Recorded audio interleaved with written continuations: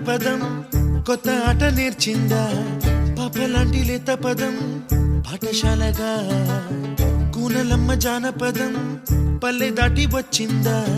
చవళిల జానతనం పాట చూపగా కుంచెలో తాగే చిత్రాలు ఎదురొచ్చేలా